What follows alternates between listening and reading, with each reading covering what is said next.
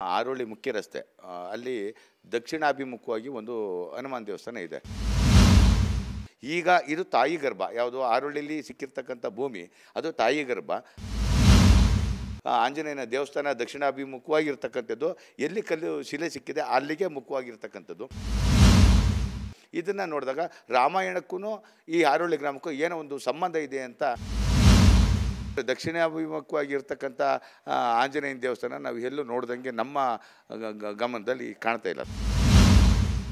ಅಯೋಧ್ಯೆಯ ರಾಮಲಲ್ಲಾ ಮೂರ್ತಿಗೆ ಶಿಲೆ ಸಿಕ್ಕಂತಹ ಆರವಳ್ಳಿ ಗ್ರಾಮದಲ್ಲಿ ಮತ್ತೊಂದು ವಿಸ್ಮಯಕಾರಿ ವಿಷಯ ಬೆಳಕಿಗೆ ಬಂದಿರತಕ್ಕಂತಹದ್ದು ಏನು, ರಾಮನ ಶಿಲೆ ಸಿಕ್ಕಂತಹ ಜಾಗದಿಂದ ದಕ್ಷಿಣಾಭಿಮುಖವಾಗಿ ಹನುಮನ ದೇವಸ್ಥಾನ ಸುಮಾರು 500 ವರ್ಷಗಳ ಹಿಂದಿನ ದೇವಸ್ಥಾನ ಇದೆ ಅನ್ನುವಂಥ ವಿಚಾರವನ್ನು ಕೂಡ ಅಲ್ಲಿನ ಗ್ರಾಮಸ್ಥರು ಕೂಡ ತಿಳಿಸ್ತಾ ಇರ್ತಕ್ಕಂಥದ್ದೇ. ಈ ಕುರಿತು ಮಾತಾಡಲಿಕ್ಕೆ ಅಲ್ಲಿನ ಗ್ರಾಮಸ್ಥರಾದಂಥ ಸ್ವಾಮಿ ಇದ್ದಾರೆ. ಸರ್, ಇದೇನು ವಿಸ್ಮಯಕಾರಿ ವಿಚಾರ ಅಂತ ಹೇಳಿದ್ರಿ ಆವಾಗಲೇ, ದಕ್ಷಿಣಾಭಿಮುಖವಾಗಿ ಏನು ರಾಮನ ಶಿಲೆ ಸಿಕ್ಕಂಥ ಜಾಗಕ್ಕೆ ಅಭಿಮುಖವಾಗಿ ನೆಲೆ ನಿಂತಿದ್ದಾನೆ ಅನ್ನುವಂಥ ವಿಚಾರ. ಸರ್, ಈಗ ನಾವು ಚಿಕ್ಕವರ ಇದ್ದಾಗಿನೂ ನಮಗೆ ಈಗ 52 ವರ್ಷಗಳಾಗಿದೆ. ಚಿಕ್ಕವರಿದ್ದಾಗೂ ನಮ್ಮ ಆರೋಳಿ ಮುಖ್ಯ ರಸ್ತೆ ಅಲ್ಲಿ ದಕ್ಷಿಣಾಭಿಮುಖವಾಗಿ ಒಂದು ಹನುಮಾನ್ ದೇವಸ್ಥಾನ ಇದೆ. ತುಂಬ ಹಳೆ ಕಾಲದ್ದು. ಅವ್ರನ್ನೆಲ್ಲ ನಮ್ಮ ತಾತ ಮುತ್ತಾತರ ವಿಚಾರ ಬಂದಾಗ ಒಂದು 500-600 ವರ್ಷಗಳ ಇತಿಹಾಸ ಇದೆ ಅಂತ ಹೇಳ್ತಾಯಿದ್ರು. ಸೊ ಹಾಗೆ ದೇವಸ್ಥಾನ ಇದೆಯಲ್ಲ ಅಂತೇಳಿ ಅದಕ್ಕೆ ಇವತ್ತಿಗೂ ಕೂಡ ಪ್ರತಿ ಶನಿವಾರ ಪೂಜೆ ಪುರಸ್ಕಾರಗಳು ನಡೀತಾ ಇದೆ. ಪ್ರತಿ ರಾಮನವಮಿಗೂ ಕೂಡ ಆ ಒಂದು ಹನುಮ ಜಯಂತಿಗೂ ಕೂಡ ಕಾರ್ಯಕ್ರಮಗಳನ್ನ ಮಾಡಿಕೊಂಡು ಪೂಜಾರಿಗಳು ಮಾಡ್ಕೊಂಡು ಬರ್ತಾಯಿದ್ದಾರೆ. ಬಟ್ ಈಗ ನಮ್ಮ ಗ್ರಾಮದ ನಮ್ಮ ಸೋದರ ಮಾವನವರಾದ ಶ್ರೀಯುತ ರಾಮದಾಸರವರ ಜಮೀನಲ್ಲಿ ಏನು ನಮ್ಮ ಕೃಷ್ಣಶಿಲೆ ಸಿಕ್ಕಿದೆ.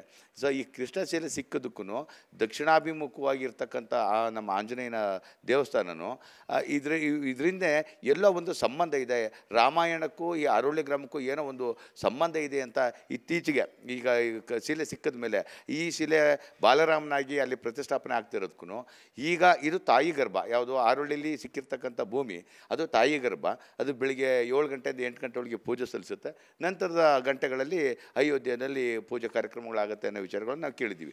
ಈ ಒಂದು ಕುರುಹುಗಳನ್ನು ನೋಡಿದಾಗ ಅಥವಾ ಈ ಒಂದು ಆಂಜನೇಯನ ದೇವಸ್ಥಾನ ದಕ್ಷಿಣಾಭಿಮುಖವಾಗಿರ್ತಕ್ಕಂಥದ್ದು, ಎಲ್ಲಿ ಕಲ್ಲು ಶಿಲೆ ಸಿಕ್ಕಿದೆ ಅಲ್ಲಿಗೆ ಮುಖವಾಗಿರ್ತಕ್ಕಂಥದ್ದು.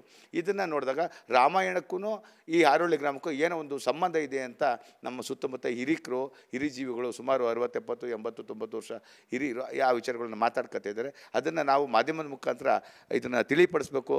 ಇಲ್ಲಿ ಮತ್ತು ಆ ದೇವಸ್ಥಾನ ಆಂಜನೇಯನ ದೇವಸ್ಥಾನ ಪುನಶ್ಚೇತನ ಮಾಡಬೇಕು, ಇದನ್ನೊಂದು ಪ್ರವಾಸಿ ತಾಣ ಮಾಡಬೇಕು ಕರ್ನಾಟಕ ರಾಜ್ಯದಲ್ಲಿ ಅನ್ನೋ ಅಭಿಪ್ರಾಯನ ವ್ಯಕ್ತಪಡಿಸ್ತಾ ಇದ್ದೀವಿ. ಸರ್, ದಕ್ಷಿಣಾಭಿಮುಖವಾಗಿ ಆಂಜನೇಯನ ವಿಗ್ರಹ ಎಲ್ಲೂ ಕೂಡ ಇಲ್ವಾ? ಇದು ಸ್ಪೆಷಲ್ ಅಂತ. ಸರ್, ನಾವು ಸುಮಾರು ಕರ್ನಾಟಕ, ಆಂಧ್ರ, ತಮಿಳುನಾಡು ಎಲ್ಲ ಕಡೆನೂ ಪ್ರವಾಸಗಳನ್ನ ಮಾಡಿದ್ದೀವಿ, ಎಲ್ಲ ದೇವಸ್ಥಾನಗಳನ್ನ ನೋಡಿದ್ದೀವಿ. ಆದರೆ ದಕ್ಷಿಣಾಭಿಮುಖವಾಗಿರ್ತಕ್ಕಂಥ ಆಂಜನೇಯನ ದೇವಸ್ಥಾನ ನಾವು ಎಲ್ಲೂ ನೋಡ್ದಂಗೆ ನಮ್ಮ ಗಮನದಲ್ಲಿ ಕಾಣ್ತಾ ಇಲ್ಲ ಸ್ವಾಮಿ. ಕೆಲವೊಂದು ಕಡೆ ದಕ್ಷಿಣಾಭಿಮುಖವಾಗಿ ಅಂದರೆ ರಾಮನ ಶಿಲೆ ಸಿಕ್ಕಂಥ ಜಾಗಕ್ಕೆ ಅಭಿಮುಖವಾಗಿ ಆಂಜನೇಯ ಇದ್ದಾನೆ.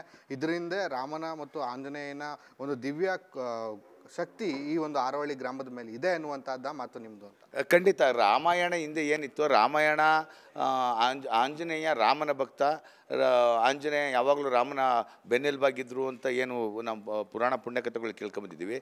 ಇದನ್ನು ನೋಡಿದ್ರೆ ರಾಮಾಯಣಕ್ಕೂ ಆರೋಳಿ ಗ್ರಾಮಕ್ಕೂ ಏನೋ ಒಂದು ವಿಶೇಷವಾದ ಸಂಬಂಧ ಇದೆ ಅಂತ ನಾವು ಆದರೂ ಭಾವಿಸ್ತಾ ಇದ್ದೀವಿ. ಇದಿಷ್ಟು ಆರವಳ್ಳಿ ಗ್ರಾಮದ ಸ್ವಾಮಿರವರ ಮಾತಾಗಿರ್ತಕ್ಕಂಥದ್ದು. ಏನು, ರಾಮನ ಬಂಟ ಹನುಮ ಇದ್ದಾನೆ, ರಾಮಾಯಣದಲ್ಲಿ ಆತನ ಬಗ್ಗೆ ಸ್ಪಷ್ಟ ಉಲ್ಲೇಖ ಇದೆ. ಅದೇ ಮಾದರಿನಲ್ಲಿ ಎಲ್ಲಿ ರಾಮನ ಶಿಲೆ ಆರವಳ್ಳಿನಲ್ಲಿ ಇದು ರಾಮಲಲ್ಲಾ ಮೂರ್ತಿ ಆಗಲಿಕ್ಕೆ ಇತ್ತು, ಆ ಒಂದು ಮೂರ್ತಿಯನ್ನು, ಆ ಒಂದು ಶಿಲೆಯನ್ನು ರಾಮ ಆ ಒಂದು ಜಮೀನಿಗೆ ಅಭಿಮುಖವಾಗಿ ಅಂದರೆ ದಕ್ಷಿಣಾಭಿಮುಖವಾಗಿ ಕಾಯ್ತಾ ಇದ್ದ ಅನ್ನುವಂಥ ನಂಬಿಕೆ ಈಗ ನಮ್ಮಲ್ಲಿ ಮನೆ ಮಾಡಿದೆ ಅನ್ನುವಂಥ ವಿಚಾರಗಳನ್ನು ಹೇಳ್ತಾ ಇರ್ತಕ್ಕಂಥದ್ದು. ಕ್ಯಾಮ್ರಾ ಪರ್ಸನ್ ನಿತಿನ್ ನರಸಿಂಹ ಜೊತೆ ಸಂದೀಪ್ ಕುಮಾರ್, ಸುದ್ದಿನಾಡು, ಮೈಸೂರು.